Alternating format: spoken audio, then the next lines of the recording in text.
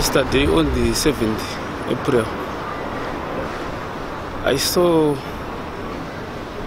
the policemen burning my houses, beating my children and wife. So I was at a distance.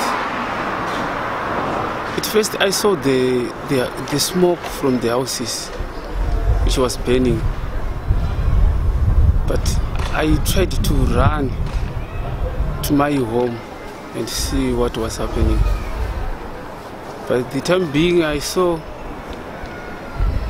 the police, which was not in uniforms, and there were two policemen who came away from my home with their guns, ready to fight me. So they shouted, "This is the last person which we need." So the ununiformed policemen came again to me, accompanied with the two uniformed support uniforms. So they beat me. First time they struck me on this side, on the head. Some of them, they pulled me, my legs, and I was down. Vanhu vakanditsika ivavo vanodira zvekuti handina kuzoziva kuti chichaitika zvekare.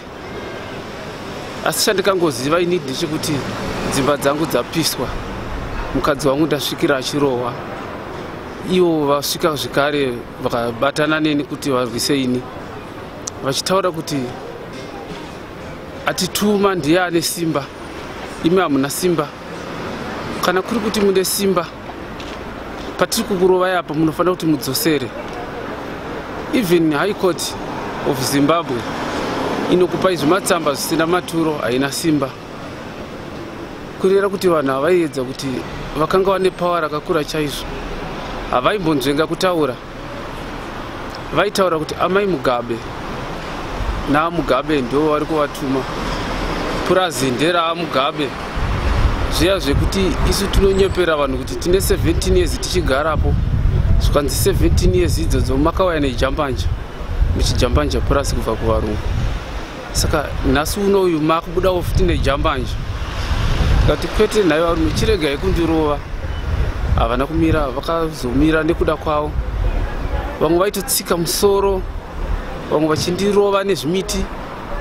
Kusvika ipapo vakanditora tikaenda kumapurisa. Dzimwe nhambo dzandaitadza kufamba vaitonditakura. Ndikati ndakundikana kufamba vainditakura. Saka kusvika ndasvika kumapurisa ikoko, vakandisiya pamapurisa vachitaura kuti tasiya vanhu ava vapinda mupurazi raamai Mugabe naMugabe zvisiri pamutemo, zvinova zvekunyepa. Ini ndagara papurazi makore anokwana kuita 17 years. Ndatoberekawo vana vangu ndiri ipapo vachidzidza vachienda kuchikoro. Saka kureva kuti vanhu ava vaindiita izvi inhumwa dzikabva kuna amai Mugabe.